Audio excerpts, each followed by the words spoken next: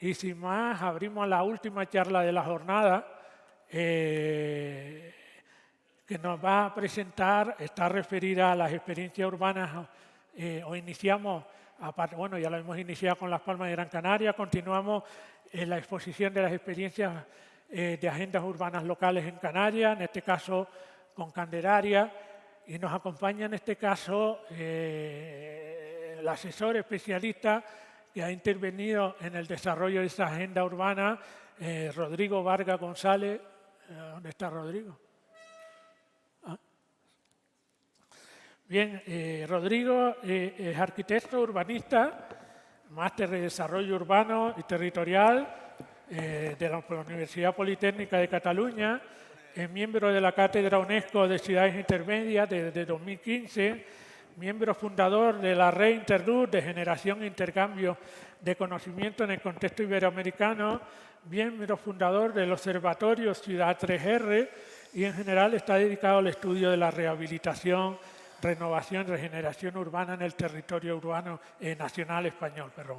Es técnico urbanista y ha trabajado en la Agencia de Ecología Urbana de Barcelona, en otras instituciones, en otras entidades, y actualmente es profesional independiente especializado en el análisis y la ciencia de los datos urbanos y la planificación estratégica, como el que hoy nos va a exponer, que se refiere al plan de acción de la agenda urbana en Candelaria, en Tenerife. Sin más, Rodrigo, muchísimas gracias por aceptar la invitación. Estaba esperando. Muchísimas gracias por aceptar la invitación. Gracias a ustedes. Vale. Okay. Bueno, primero gracias Santiago por haberme invitado y por haber contado conmigo para presentar este proyecto. Decirles que, estoy muy contento de estar en Las Palmas con ustedes hoy porque es un sitio con el que tengo un vínculo bastante estrecho y es un placer compartir el día con ustedes. A ver, cuando entro en contacto con el Ayuntamiento de Candelaria para hacer una estrategia, en principio, lo que ellos me proponen, o lo que yo les propongo, ellos quieren hacer una estrategia y yo les propongo hacer un diagnóstico, ¿no? Quiere decir, vamos a ver cuál es la situación de partida dentro del municipio y a partir de ahí vemos cuál es la situación y por dónde tenemos que atacar la problemática que se da, ¿no? Partimos de un contexto global que ya han explicado, yo lo he explicado a Santiago, yo lo he explicado a Sonia, que parte de los objetivos de desarrollo sostenible, que a su vez parten de los objetivos de desarrollo del milenio que se planteaban como objetivo principal erradicar la pobreza del planeta.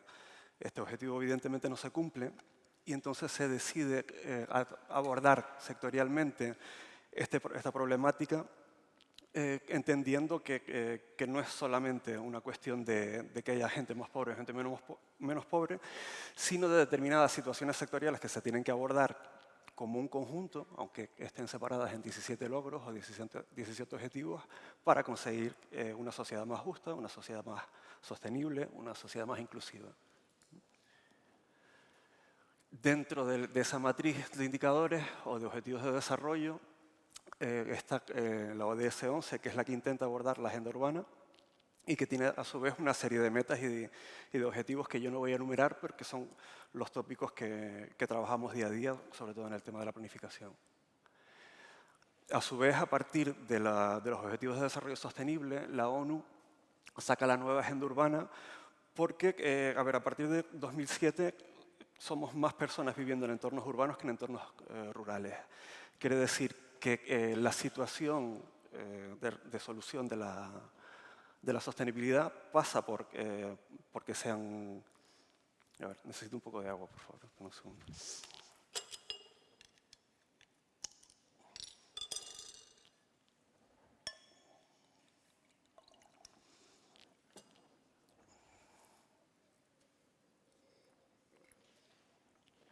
A ver, como les decía, la situación de la sostenibilidad pasa por atacar los problemas urbanos porque la mayor parte de la población vive en ciudades.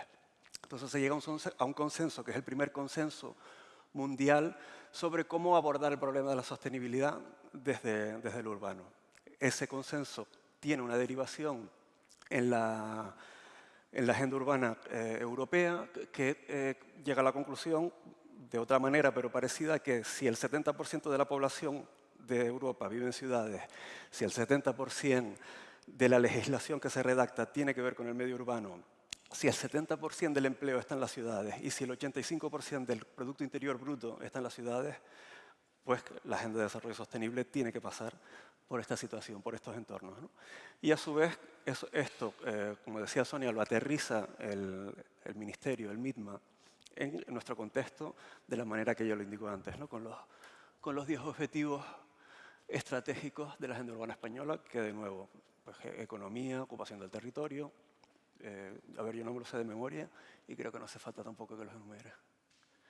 Bien, ¿qué es la agenda urbana para nosotros? ¿Cómo la entendemos? Nosotros entendemos que la agenda urbana tiene que tener una componente técnica y una componente participativa, ciudadana. Y que de esas dos percepciones del territorio, digo el territorio extendiéndolo a la ciudad, ¿no? Porque no es solamente agenda urbana, es también las relaciones que se dan en el territorio que confluyen en la ciudad. Pues con estas dos percepciones del territorio, ¿cómo se llega a una concertación que establezca un plan de prioridades, un plan de acción, un plan de objetivos para abordar la problemática, en este caso de Candelaria, que es como nosotros lo abordamos? ¿Qué metodología utilizamos? Bueno, nosotros la dividimos en 4 fases. La primera es información, que es la aproximación que tenemos como técnicos al ayuntamiento para entender, pues, bueno, los primeros contactos, ¿no? Los primeros contactos que tienes con los técnicos municipales, con los concejales, con los responsables últimos, que en este caso es la alcaldesa, para saber bueno, qué es lo que necesitan o qué percepción tienen ellos mismos de su municipio y cuáles son los objetivos a alcanzar. Y también para pedir la información que nosotros necesitamos para hacer el diagnóstico técnico. Después hay un diagnóstico participado que trata de sintetizar esa experiencia de vida de los ciudadanos y, como les decía, de la concertación de los dos, se redacta el plan de acción. Nosotros entendemos que todo esto debe estar englobado en una esfera de gobernanza y seguimiento, ¿no? Que tiene que haber un proceso de fiscalización, entre comillas, continuo de qué es lo que se hace y por qué. Y eso lo hace la ciudadanía y lo hacen también, pues, los responsables públicos, ¿no? O sea, una especie de rendición de cuentas, ¿no? Estamos haciendo esto y por qué, y explicarlo y ser didácticos en el proceso también. A ver, esto está planteado como un ciclo, ¿no? Porque entendemos que el plan de acción local tiene que recabar información de nuevo, que se tiene que analizar, que se tiene que consultar con las personas y debería ser un proceso continuo de planificación, rectificación, hasta llegar a ciertos objetivos que una vez que los tengamos encontraremos que habrá otros que habrá que suplir o que atacar, ¿no? Hay una parte institucional que yo me he saltado, que es una condición que impone el Ministerio, que es la aprobación en pleno del plan de acción. Pero bueno, en definitiva, más allá de ese acto institucional que es necesario, creo que el ciclo se sintetiza bien en estos 4 cuadrantes, ¿no? Bien, el diagnóstico técnico. El diagnóstico técnico está basado sobre todo en el análisis de datos, en el análisis estadístico y de datos urbanos, tanto territoriales como demográficos. Nosotros, a ver, yo vengo de una herencia que es la Agencia de Ecología Urbana de Barcelona, que es nosotros lo que subyace detrás del trabajo que hacemos se sintetiza en esta fórmula, que viene a decir que la cantidad de energía que nosotros empleamos para desarrollar nuestra vida, ¿no? como sistema, como ecosistema urbano, es inversamente proporcional al número de individuos que habita ese ecosistema y a la diversidad de ellos, ¿no? Nosotros hemos colonizado el territorio sobre todo basado en la inversión energética, sin atender a la cantidad y diversidad de individuos que habitan el sistema. O sea, nuestras ciudades han crecido, incluso empobreciendo el tejido urbano, ¿no? Hemos separado las funciones, hemos creado zonas extensas monofuncionales. Eso requiere una inversión de energía bastante alta para suplir las carencias de información que ese mismo sistema crea, ¿no? O necesita.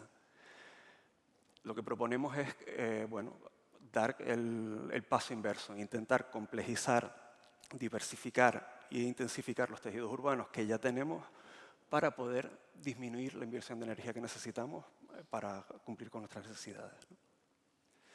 Bien, nosotros Según esos principios, orientamos el diagnóstico técnico en 5 bloques, que también son herederos de la metodología que usamos en la Agencia de Ecología Urbana de Barcelona, que veremos que están relacionados con los objetivos estratégicos también de la agenda urbana, pero este conocimiento que ya arrastramos nos ayuda a organizar de una manera más sencilla el contenido de la información. Los bloques son patrimonio natural, ocupación del territorio, a su vez tienen subbloques, el tercero sería movilidad, el cuarto metabolismo, que es todo aquello que tiene que ver con agua, energía y residuos, y por último, sociedad y economía, ¿no? Cómo nos comportamos, cómo nos relacionamos, cuál es la situación sociodemográfica en estas cosas, ¿no? Y esto está en un documento que está online y que pueden consultar. Ahora les doy referencias. Bueno, el bloque de patrimonio natural lo analizamos en función de los principios de ecología del paisaje de Richard T. Forman, ¿no? O sea, la composición del mosaico territorial en base a parches, corredores y áreas de protección y de expansión de esos sistemas naturales, sobre todo, ¿no?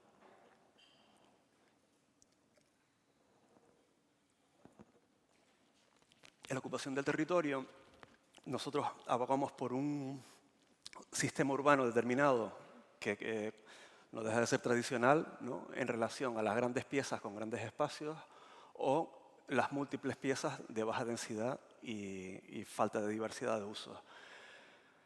Este contexto maximiza el perímetro, por lo que permite mayor actividad económica a pie de calle y tiene una densidad semejante a esta en lo que se refiere a ocupación de viviendas, ¿no? A destinos residenciales. Por su configuración, o hay mucha actividad o no hay ninguna, ¿no? Y si hay mucha actividad aquí, pues probablemente necesita alimentarla con gente que no vive en el mismo entorno. O sea, nos quedamos con esto. En el bloque de movilidad, los parámetros de análisis van destinados a invertir la pirámide de prioridad de ocupación del espacio público. O sea, ahora mismo tenemos un espacio público que el 80% está destinado al almacenamiento y circulación de vehículos y nosotros abogamos porque por lo menos 75% del espacio público esté destinado a la interacción social y a la inclusividad. O sea, que todas las personas, según su propia condición física, puedan utilizar el espacio público de una manera inclusiva y que la movilidad apueste por sistemas de movilidad activa, ¿no? Bicicleta, el patinete no lo es tanto, pero la generalización es tal que tenemos que atenderla también, ¿no? E intentar reducir al máximo el transporte privado.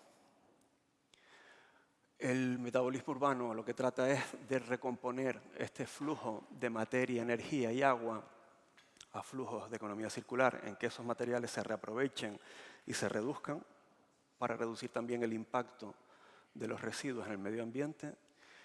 Y por último, economía y sociedad, pues nosotros apostamos por una intensificación y diversificación, como les explicaba antes con la fórmula, ¿no? O sea, tenemos tejidos monofuncionales de baja intensidad o podemos tener tejidos ricos, complejos, diversos, con alta intensidad y complementariedad, sobre todo, ¿no? Que es lo que se trata cuando promovemos la diversidad de usos urbanos, que tú en un entorno accesible, puesto que se habla tanto de la ciudad de los 15 minutos, que también tiene sus peros, ¿no? Pues bueno, que en esos 15 minutos tú puedes acceder a todos los servicios que necesitas de una manera cotidiana. Bien, bueno, y este mapa es cómo se relacionan estos 5 bloques, tanto con las metas del Objetivo de Desarrollo 11, como con las 10 líneas de los objetivos estratégicos de la Agenda Urbana Española, que a su vez se relacionan con cada uno de los ODS, ¿no? Bueno, un poco queda guay, pero hay que buscar cuáles son las relaciones para entenderlo, ¿no? Pero bueno, que está estudiado y lo justificamos. Bien, ¿cómo ofrecemos nosotros esta información? Nosotros hacemos el análisis territorial siempre en 3 escalas. Este trabajo es, en cierto modo, la continuación de un trabajo anterior que hicimos para el Gobierno de Canarias, de estudio diagnóstico del estado de la urbanización en las Islas Canarias, con vistas a estudiar si se podía hacer una agenda urbana canaria, ¿no?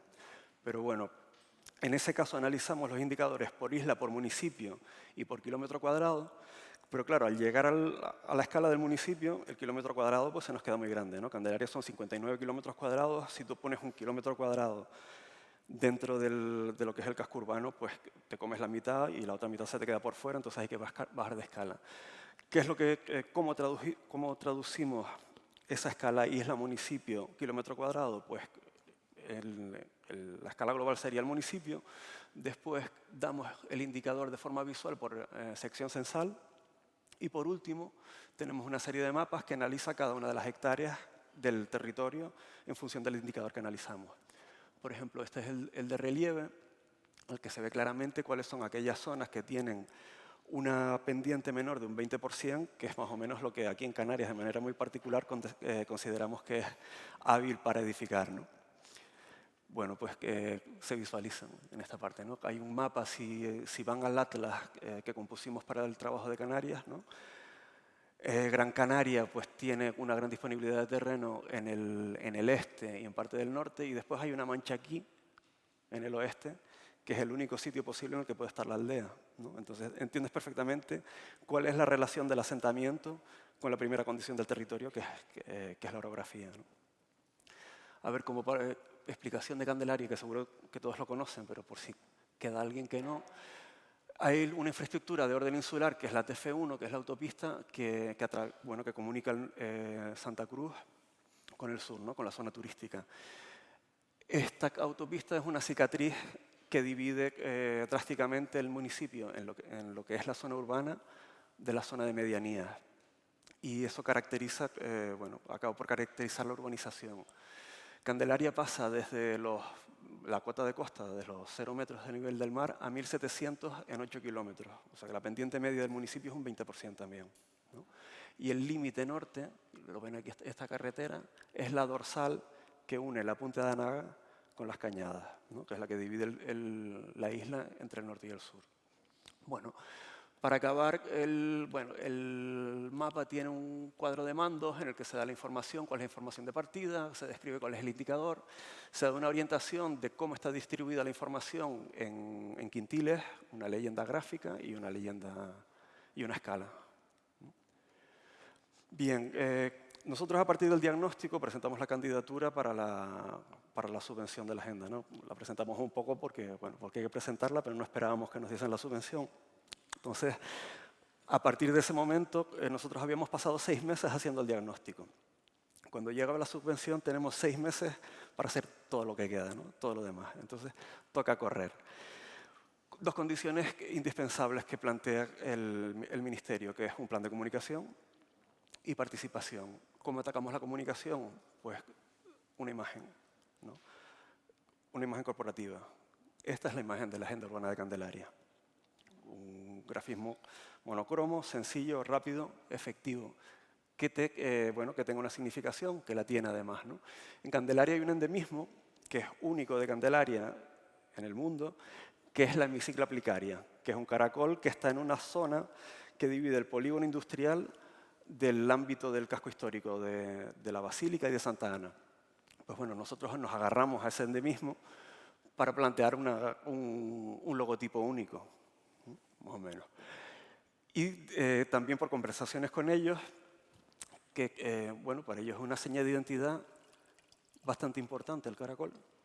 Pues bueno, lo integramos en el logotipo, pero es que además la estructura de participación de Candelaria está organizada en 5 mesas territoriales, que nosotros aprovechamos para componer esa media espiral, que no es una espiral del caracol, que son esos 5 círculos concéntricos, blancos, negro, blanco, negro, que hacen el logotipo, ¿no? Y esto más o menos compone una A, bueno, pues ya nos da para funcionar, ¿no?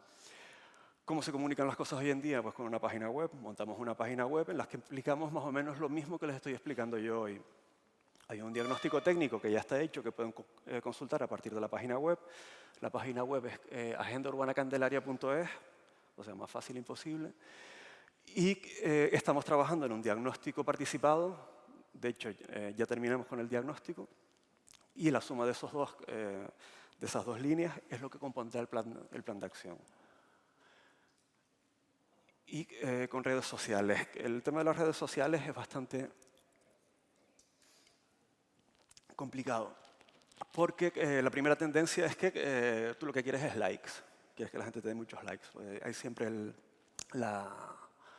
bueno, esto de si me quieren, no me quieren, ¿no? Me quieren mucho porque me dan muchos likes. Pero yo, francamente, yo creo que un perfil en una red social tiene que mostrar qué eres y qué te interesa, ¿no? Cuáles son tus planteamientos de cara, de cara a la agenda urbana, en este caso. Entonces, yo creo que lo interesante es que cualquier persona que entre en cada uno de estos perfiles pueda leer a partir de la información que nosotros compartimos cuáles son nuestros intereses, cuáles son nuestros principios y cuáles son las actividades que hacemos. Ya si tenemos más o menos likes, pues bueno, puedes tener mala y buena suerte, puedes ser mejor comunicador y mal comunicador, pero el registro, o sea, lo que nosotros mostramos, queda ahí, ¿no? Y eso es lo que hemos intentado, es el principio que ha regido las publicaciones que nosotros hemos hecho mientras componíamos el plan de acción para la agenda urbana de Candelaria. Ahora mismo, bueno, toda esta filosofía se sistematizó en un documento que es el Plan Estratégico de Comunicación de la Agenda, que ahora está en posesión del Ayuntamiento. Y por último, todos aquellos mapas que hicimos, alrededor de 75 mapas de indicadores, desplegando 40 indicadores de sostenibilidad urbana, los mostramos en un observatorio que ahora mismo está colgado de la página. Aquí falta porque este pantallazo es anterior a la presentación.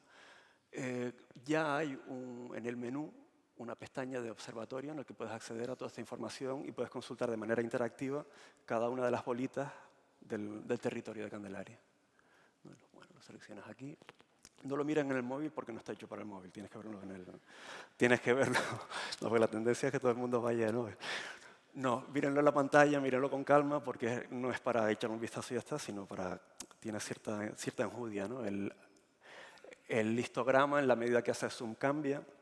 Lo tenemos que corregir también porque hay un tema, la información es muy pesada e interfiere en el cálculo y tenemos que segmentarla y hacer ciertas mejoras, pero bueno, estamos en ello, ¿no? Yo creo que también hay una manera de hacer que tiene mucho que ver con cómo accedemos ahora mismo, con cómo consumimos la información y los productos informáticos, que es, yo entrego el producto, ¿no? El primer WhatsApp que tuvimos funcionaba fatal, pero a base de sugerir correcciones y de detectarlas los propios programadores, el producto se optimiza y nosotros pues, creemos que lo primero que tenemos que hacer es entregar el observatorio.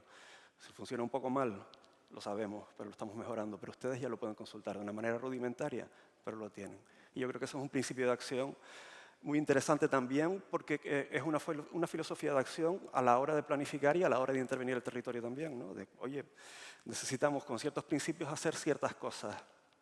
Vale, los hacemos y vamos corrigiendo el rumbo sobre la marcha, pero lo importante es la acción. Bien, el diagnóstico participado, a partir de los principios y de los, ¿cómo se dice?, los templates, los modelos, los templates que compusimos en el plan de comunicación, sacamos toda una cartelería que es coherente con nuestra identidad corporativa para comunicar al público los procesos. Hicimos mesas territoriales, hicimos 10 talleres de mesas territoriales, 5 talleres informativos, 5 talleres de diagnóstico participado, que funcionaron bien y mal, ¿no? Porque no puedes pretender llegar a todos los territorios, ¿no? Hay veces que nosotros ahora mismo, si hubiésemos planteado el trabajo de nuevo, hubiésemos hecho a lo mejor 3 o 4, bueno, más 3 que 4. ¿No? Porque no puedes resolver todas las situaciones con todos los vecinos, ¿no? Y muchas veces eso acaba por hacerte emplear demasiados esfuerzos en una cosa que a lo mejor necesitas para otra, ¿no? Entonces, bueno, en eso tenemos que hacer cierta autocrítica también. Se hizo también un taller de futuro en un centro escolar del municipio, que es cierto que los chiquillos, pues, toda esta preocupación que a nosotros nos viene un poco, a ver, que arrastramos un poco más los pies, ellos lo tienen mucho más interiorizado y es mucho más fácil trabajar con ellos, ¿no? Y por último hicimos un taller de síntesis, el taller Plan Base, que también hicimos una experiencia en la isleta en marzo, que participó Santiago y Vicente también, que está entre los asistentes, con José María Llop, que es el director de la Cátedra UNESCO Ciudades Intermedias, que es una persona con la que vengo colaborando desde 2012, haciendo talleres, pues también hemos hecho talleres en Angola, él ha hecho talleres por toda África, que es una herramienta que intenta sintetizar la información que se tiene del municipio en un único documento y planteando, a ver, no deja de ser una especie de plan de acción, ¿no? Planteando también 10 proyectos principales a realizar, a priorizar en el municipio. Este taller está más orientado a agentes clave, a técnicos municipales y a políticos, ¿no? Porque necesitamos que los políticos interioricen también esta información y esta forma de hacer, porque no todos los políticos tienen la preocupación o entienden, a partir de la dinámica de la gestión del día a día, que es muy complicada, que hay cosas que se tienen que abordar de otras maneras, ¿no? Las fotos son un poco oscuras porque lo hicimos en el Cine Viejo de Candelaria, que es un sitio que es bastante emblemático a nivel local, pero no deja de ser un cine, ¿no? O sea, tiene unas ventanas altas. A ver, allí teníamos la luz suficiente, pero cuando ves las fotos parece que estábamos oscuras, ¿no? Pero no estábamos oscuras, estábamos bien. Y el taller, a ver, el espacio era interesante porque era amplio, era carismático y nos daba a nosotros la oportunidad de interactuar, ¿no? Entre unas mesas y otras y tal, la verdad que fue bastante bien. Bien, a partir del diagnóstico técnico y de los procesos de participación se definen unas líneas de actuación, que son renaturalización, el ciclo integral del agua, gestión de residuos, autonomía energética, innovación, modelos de convivencia y movilidad.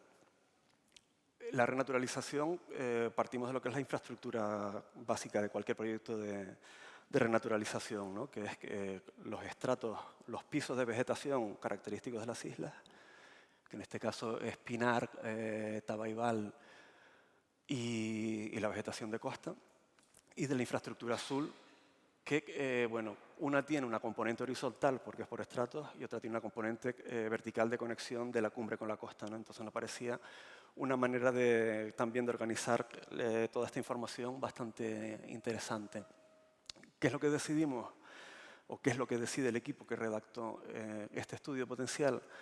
Que vamos a intervenir en función de dos parámetros. Uno es la cercanía a las líneas de agua y el segundo es el nivel de antropización, que tiene una correlación inversa a la altura. O sea, cuanto más presión antrópica hay, menos componente natural y viceversa, ¿no? Entonces, bueno, eso nos da una forma de abordar sobre todo la identificación de los espacios potenciales de intervención, bueno, justificada, ¿no? Que tiene unas reglas y que esas reglas nos ayudan a decidir en qué sitios se interviene. Sobre todo en la parte que está debajo de la autopista, que es en la que detectamos que hay mayores carencias, identificamos gran parte de esos espacios potenciales de intervención, esas ventanas de oportunidad, y en cada uno, pues para cada uno se hace una ficha en la que se establecen unas conexiones de conectividad horizontal, de intervención, que tiene que ver con estos colores, estas cruces, estos puntos, ¿no? Y cómo se compone un corredor, pues en este caso desde la autopista hasta la costa. Y a su vez damos una serie de criterios que ilustran cada una de estas leyendas, ¿no? En este caso, los sistemas urbanos, los SUDS de drenaje sostenible, claro. Sistemas urbanos de drenaje sostenible. Esto es una ficha entre 12 o 15 que compusimos con diferentes criterios para la intervención y la solución de problemáticas urbanas que ahora se abordan desde una manera y entendemos que la sostenibilidad pasa por cambiar el hábito de la solución inmediata, ¿no? Y generar condiciones complejas que intervengan en varios ámbitos al mismo tiempo, ¿no? Que es lo mismo que hacemos con el estudio potencial del ciclo integral del agua. Bueno, en Canarias, yo me imagino que Gran Canaria no lo conozco tanto, pero en Tenerife hay un problema del que se hace con las aguas residuales, ¿no? Una grandísima parte de las viviendas de la isla vierten el agua a pozos ciegos, a fosas sépticas. Y eso es un problema ambiental, ¿no? Solamente hay alcantarillado a la autopista para abajo y en algunas urbanizaciones que se han hecho nuevas, pero que no están conectadas a la depuradora comarcal, porque hay que hacer una infraestructura de colectores que recoja todo el agua que vierte desde la cumbre hasta la costa y llevarla hasta Arafo, que es donde está la depuradora comarcal. Claro, eso es una inversión de energía en costes de ejecución y en costes de bombeo brutal, ¿no? En Candelaria la población, 17.000 y pico viven por debajo de la autopista y 11.000 por encima. Quiere decir que un tercio de la población vive por encima de la autopista en estas condiciones, ¿no? De depuración de aguas en pozos, no depuración, sino no tratamiento del agua. Bien, nosotros lo primero que hacemos es identificar las cuencas hidrográficas y entender que nuestro principal aliado es la gravedad, ¿no? Y el segundo es la naturaleza. Entonces identificamos, según esos parámetros, agrupamos la población en grupos de entre 50 y 500 personas, intentando que esa cifra fuese un aglutinador, o sea, o alrededor de 50 o alrededor de 500, ¿no? Pero no en toda la escala de 200, 300, 400, ¿no? Hay una zona muy dispersa, que es sobre todo la zona de medianías, y después entre la carretera general y la autopista, unas urbanizaciones de baja densidad que se han hecho en las últimas décadas, ¿no? Como en todos sitios en toda España. Claro, esas urbanizaciones al final son dependientes de los centros de empleo, y todo el coste de ejecución de infraestructuras es caro, porque es poca población, ¿no? Bueno, pues nosotros identificamos hasta 64 puntos en los que, agrupando a la población tal y como está en este mapa, podemos plantear sistemas de depuración natural de aguas residuales. ¿De acuerdo? Y, bueno, planteamos una serie de criterios también de cómo ejecutar estas balsas de depuración. A ver, en este caso no están tan desarrolladas las fichas de cada uno de los entornos, pero sí tenemos los entornos identificados y hay un punto de partida para implementar esos proyectos. Ahora estamos negociando, o estamos, a ver, no negociando, pero viendo cuál es la oportunidad de hacer con la empresa que se encarga de la gestión de aguas municipal, pues un proyecto piloto que, bueno, que reúna las condiciones necesarias para que se pueda implementar esta solución y sea factible hacerlo sin un coste demasiado elevado, para que después, por réplica, ¿no? por contaminación vírica, se pueda distribuir en todo el territorio municipal. La gestión de los residuos, a ver, este proyecto está en proceso y no tengo información, y a ver, lo que estamos intentando componer es una estrategia que entienda cómo nosotros generamos residuos, sobre todo en materia orgánica, en casa, que es principalmente en la cocina, y cómo se tiene que organizar la cocina, o cómo se tiene que organizar desde la cocina, ¿no? En ese 1,5 metros cuadrado en el que tú pelas, cortas, fríes, ¿no? Y vacías los platos, hasta cómo dentro de la componente territorial y las rutas de recogida de la basura se pueden aprovechar en la interacción con los núcleos rurales, con las zonas de medianías, para aprovechar esa materia orgánica, ¿no? También hay pendientes o hay previstos una serie de proyectos de compostaje comunitario a nivel urbano, pero desde mi perspectiva son proyectos que tienen más que ver con la pedagogía, ¿no? Que realmente sea efectivo, ¿no? Porque en un medio urbano muy denso necesitas hacer pues células de compostaje pues yo qué sé, de 4 pisos para poder compostar toda la materia orgánica que se produce en la ciudad. O sea que es interesante que los tengamos y que los conozcamos, pero tenemos que ser conscientes también que no es la solución para el medio urbano. ¿Okay?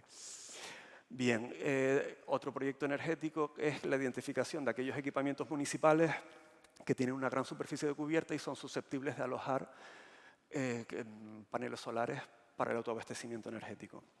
Lo mismo, se han identificado, según la legislación, que no conozco el epígrafe de la ley, pero que dice que tienes que actuar en un radio de 500 metros del punto de este equipamiento, que se considera que es el ratio o el radio hábil en que la distribución de la energía es eficiente. Pues bueno, identificamos en función de la capacidad de producción fotovoltaica y del número de viviendas que abarca para poder priorizar las intervenciones y proponerlas en función de, bueno, esta gente trabaja con análisis de datos geoespaciales y machine learning. Entonces, pues bueno, tiene un flujo de trabajo compuesto que analiza a través de fotos satelitales incluso cuáles serían los impedimentos de las cubiertas para alojar este tipo de dispositivos, ¿no? Pues si hay casetones, si no hay casetones, si los casetones trabajan también con el mapa de generación de sombras de cada uno de los edificios. Entonces mete todo eso en el flujo de cálculo y te genera pues una imagen aproximada de los paneles que caben y la efectividad de cada uno de ellos, ¿no? Ven que la máxima efectividad es el amarillo y la mínima este azul oscuro. Y que, bueno, en los bordes, pues a lo mejor por la generación de sombras de los antepechos, no son tan efectivos, pero bueno, una distribución hipotética que produce una cierta ¿cómo se dice? Potencia, energía, y que bueno, hace más o menos viable la intervención, ¿no? Y después la innovación y digitalización. En el proceso de diagnóstico, nosotros identificamos que hay determinadas carencias en la toma de información, ¿no? A ver, las administraciones son los principales receptores de información de los ciudadanos. Sistematizar esa información bien facilita el análisis, ¿no? Entonces, lo que planteamos en un principio es bueno, asesorar al ayuntamiento para que recabe mejor esos datos o la sistematización de esos datos sea óptima para después abordar el cálculo y conseguir información, ¿no? Pero bueno, en el proceso nos damos cuenta de que hay determinadas situaciones dentro de la operatividad de la RTP, o RPT, ¿cómo se dice?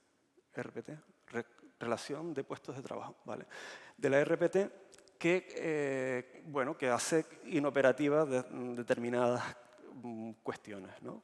Sobre todo en lo que se refiere a la innovación digital. Entonces, lo que hemos hecho es un diagnóstico a partir de encuestas y entrevistas del grado de implicación de los propios técnicos de la administración, ¿no? De en qué líneas confían más y en qué líneas confían menos. O sea, cuál es el escepticismo que hay dentro de la administración también con el plan de acción local. Eso nos permite reforzar a aquellos en los que son más escépticos, ¿no? Y atacar a los que tienen más ventajas para producir resultados rápidos, ¿no? O sea que también dentro del mismo proceso parece que vas a atacar un problema y después te das cuenta de que hay cosas que solucionar antes y puedes rectificar un poco y derivar la orientación del informe, ¿no? Que en este caso yo creo que es bastante positivo. También hicimos un trabajo de un estudio de la capacidad de acceso a la vivienda que hay en el municipio. Y bueno, a ver, muchas veces esto ya lo sabemos, ¿no? Nosotros sabemos que en las zonas periurbanas la vivienda es más barata, ¿no? En este gráfico lo que intentamos es mostrar cuál es la relación entre el coste de la vivienda y ese tercio de la unidad de consumo que se supone que debería estar destinada al pago de la hipoteca o del alquiler, ¿no? Entonces, aquí tenemos que se supera con creces, ¿no? Menos en este entorno que es Punta Larga y Arguama, que es una zona central de lo que es la zona de nueva creación del municipio. En el resto la vivienda es bastante más cara que ese destino óptimo del tercio de los ingresos mensuales, ¿no? Y que, bueno, aparte de eso, lo estudiamos tanto para la compra como para el alquiler. Esto es alquiler y esto es compra. Y bueno, de nuevo, hay un altísimo grado de dispersión, pero claro, la gente se va donde tiene menos presión, ¿no? Donde al final pues, puede tener un nivel de vida, por lo menos de una manera inmediata, más asequible. Y eso nos genera un problema. Y eso como administraciones lo tenemos que abordar, ineludiblemente, ¿no? Porque, a ver, hablando por mí, yo y mi generación, y gran parte de mi generación, no es capaz de acceder a una vivienda en compra, ¿no? Yo nunca he tenido solvencia suficiente para comprarme un piso. Tampoco sé si lo haría o no, pero bueno, no la tengo. Y eso es un problema porque a la hora de alquilar tenemos también un incremento de los alquileres exponencial que al final te saca del entorno en el que tú tienes establecidas tus relaciones personales y laborales, ¿no? Y es un problema y se tiene que abordar de alguna manera. También dentro de este mismo informe hay una parte que aborda pues, los nuevos modelos de convivencia, ¿no? Nuevas formas de convivir, nuevos modelos de cesión de vivienda o de promoción de vivienda pública, que no es lo que se viene haciendo hasta ahora, ¿no? Que la vivienda pública, perdón la expresión, es para los pobres de necesidad, ¿no? Sino que también incremente ese ratio, no de la manera que lo han hecho en Madrid con las becas escolares, ¿no? Pero sí bajando un poco hasta un nivel de una clase media-baja de gente joven que pueda acceder de una manera más asequible a una vivienda, ¿no? Que también, hay una cosa que no les expliqué antes, ¿no? El abordaje del proyecto de aguas residuales lo que intenta, sobre todo, es reducir el coste energético del transporte de los residuos, del agua residual, ¿no? Porque entendemos que ya me estoy liando, pero bueno, lo acabo de explicar. Con las balsas de depuración abordamos 3 problemas de una vez. Reducimos la energía que necesitamos para depurar, aumentamos la biodiversidad y devolvemos agua al medio ambiente, ¿no? Agua limpia, no agua en el tercer proceso de depuración. Pues bueno, de la misma forma, si nosotros agrupamos de una manera distinta Los dispositivos electrónicos que todos tenemos replicados en nuestra vivienda y que el 90% del tiempo están parados, también somos más eficientes energéticamente, ¿no? Entonces, esta es la experiencia que se hizo en La Borda, en el barrio de Sants, en Barcelona, que hay se quita espacio de la vivienda que no es útil y se saca al exterior como espacio comunitario, ¿no? Por ejemplo, aquí tenemos espacios de almacenaje, en los que cada piso cada planta dispone de un espacio pues, para poner las cajas de herramientas, para poner la plancha, para poner la batidora, el somier de los invitados, y no tienes una habitación libre todo el tiempo en tu casa por si viene una persona que a lo mejor aparece 4 días al año, ¿no? Entonces, bueno, pues dispones de todo eso en un espacio común. De la misma forma que las lavadoras, es más probable que estén funcionando constantemente 5 lavadoras en un edificio, en una comunidad de propietarios, que 15 lavadoras, una en cada uno, ¿no?, de los 3 pisos por planta que tiene un edificio de 5 viviendas. Y con eso reducimos también el impacto de los materiales en el medio ambiente, porque estamos construyendo menos lavadoras, ¿no? Estamos disminuyéndolas un 60%, creo, ¿no? A 1/3 la estamos disminuyendo. Bueno, a ver, veo gente escéptica por ahí, pero si queremos que la cosa sea sostenible, hay que ponerse de acuerdo, ¿no? Muchas veces también yo creo que, bueno, acabo con la movilidad y esta reflexión final. El trabajo de movilidad está externalizado. Dentro del plan de acción lo que se contempla sobre todo es la ejecución de un carril bici, porque el municipio en horizontal es bastante plano y lo admite bien. Y después se da una cosa, lo vemos aquí, que es que esta es la autopista, ¿no? Pues de la autopista al mar son 500 metros, ¿no? Y el litoral son entre 5 y 6 kilómetros. O sea, conectando un carril bici central, conectando la zona urbana con un carril bici central, estás dando cobertura a por lo menos el 60% de la población municipal con un modelo de movilidad activa. Entonces yo creo que es bastante interesante, sobre todo si se consigue coser bien y ligarlo con los centros escolares que están en la zona alta o incluso con aparcamientos disuasorios que estén más pegados a la autopista, ¿no?, que liberen la zona de costa para tener más espacio peatonal y de convivencia, ¿no? Bueno, Candelaria tiene una componente residencial bastante alta porque es el último coletazo del área metropolitana de Santa Cruz y La Laguna antes de empezar con toda la zona que está mucho menos poblada del sur, antes de Granadilla, ¿no?, de San Isidro. Entonces hay mucha gente que vive en Candelaria y trabaja en Santa Cruz, pero sí es cierto, la parte alta son las salidas, la parte baja las entradas. Sí es cierto que por el carácter, ¿no?, por la idiosincrasia de Candelaria como centro de peregrinación de la patrona de la diócesis, hay un goteo de visitantes constantes, sobre todo en la zona centro. Y eso significa una afluencia de gente bastante interesante, que no es una afluencia cotidiana, no es gente que vaya todos los días, pero sí hay un nivel de visitas muy interesante día a día y que hay que tenerlo en consideración.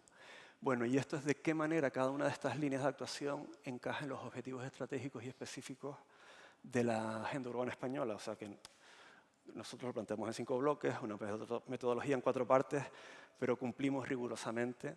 Incluso esta matriz es vieja. Yo creo que, por ejemplo, en innovación se podrían incluir bastantes cosas más, lo mismo que en el ciclo del agua, ¿no? Porque atacamos el tema medioambiental y atacamos el tema de la energía.